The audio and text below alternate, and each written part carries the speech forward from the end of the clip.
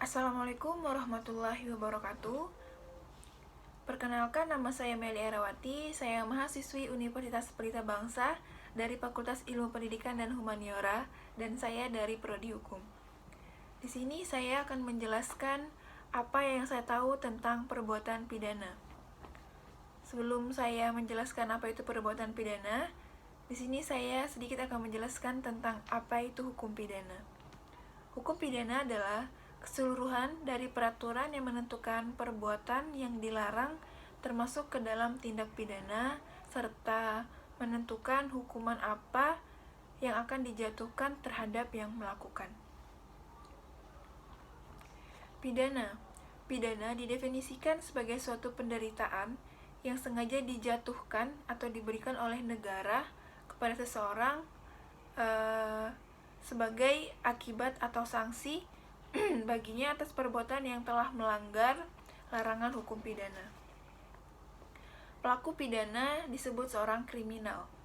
Biasanya yang dianggap kriminal yaitu pembunuhan, pemerkosaan, perampok, dan teroris.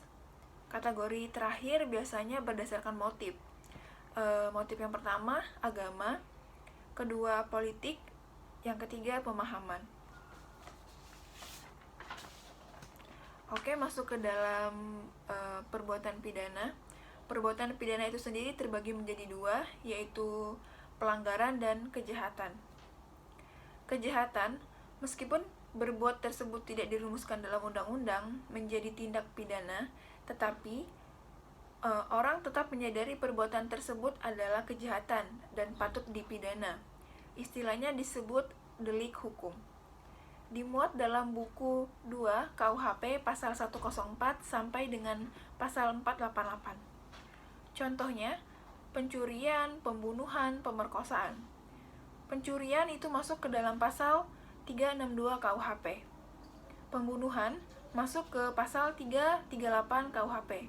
Sedangkan pemerkosaan itu masuk ke dalam pasal 285 KUHP. Dan yang kedua, itu pelanggaran. Pelanggaran orang baru menyadari hal tersebut merupakan tindak pidana. Karena perbuatan tersebut tercantum dalam undang-undang, istilahnya disebut sebagai delik undang-undang. Dimuat di dalam buku 3 KUHP pasal 489 sampai dengan pasal 569. Contohnya, mabuk di tempat umum. Yang kedua, berjalan di atas tanah yang telah jelas dilarang untuk memasukinya.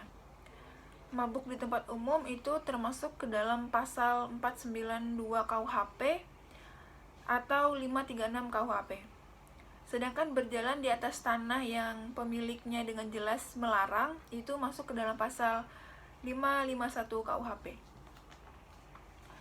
Sebab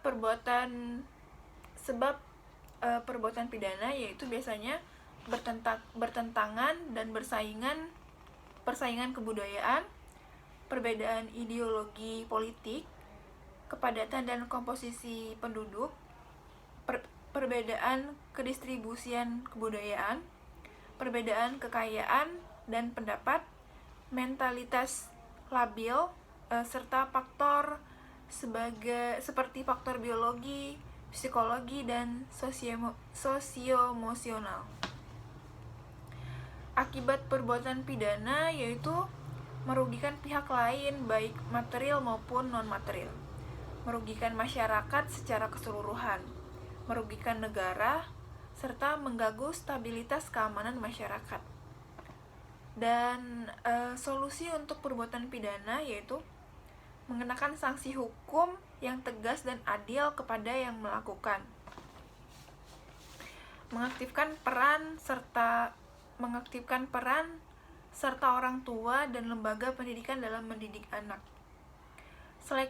selektif terhadap budaya asing yang masuk agar tidak merusak nilai budaya bangsa itu sendiri, menjaga kelestarian dan kelangsungan nilai norma dalam masyarakat, dimulai sejak dini melalui pendidikan multikultural seperti sekolah dan kesehatan mental. Seperti mengaktifkan peran serta orang tua dan lembaga pendidik dalam mendidik anak, mengajarkan tentang peraturan-peraturan di sekolah maupun di rumah. Orang tua juga ikut berperan dalam mendidik anak, dan selektif terhadap budaya asing yang masuk agar tidak merusak nilai budaya bangsa itu sendiri. Kita kan sebagai orang timur itu berpakaiannya itu cara berpakaian kita tuh cara berpakaian kita tertutup, dan tutur bahasa kita, attitude kita itu harus sangat dijaga. Dan mungkin itu saja dari solusi, dan ada beberapa contoh. Salah satunya contoh pelanggaran perbuatan pidana yang kerap sekali berada sangat dekat dengan lingkungan kita. Saya mengambil dari Undang-Undang ITE. Membajak akun medsos orang lain. Setiap orang yang sengaja dan tanpa atau melawan hukum dengan cara mengubah, mengurangi, melakukan transmisi, merusak, menghilangkan, memindahkan, menyebarluaskan, itu termasuk dalam melanggar Undang-Undang ITE.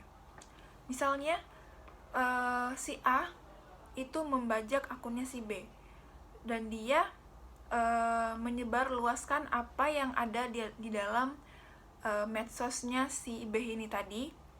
Sedangkan di akun medsosnya si B ini tadi ada beberapa akun private yang tentunya dia sendiri yang tahu, dan itu disebarluaskan oleh si pembajak ini tadi.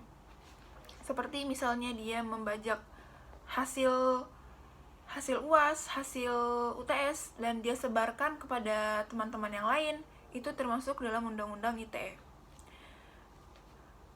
Pelanggarannya yaitu paling lama penjara 8 tahun dan didenda paling banyak 200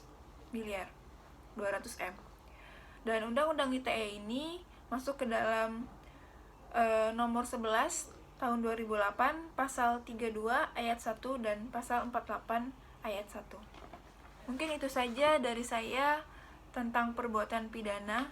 Semoga kita lebih bijak lagi dalam melakukan hal apapun, karena apapun yang kita lakukan di kehidupan sehari-hari itu termasuk ke dalam peraturan hukum, perbuatan hukum. Semoga kita sebagai makhluk sosial dan pemuda-pemuda penerus bangsa lebih bijak lagi dalam menggunakan sosial media, dan lebih bijak lagi dalam melakukan hal apapun. Terima kasih. Saya akhiri. Wassalamualaikum warahmatullahi wabarakatuh.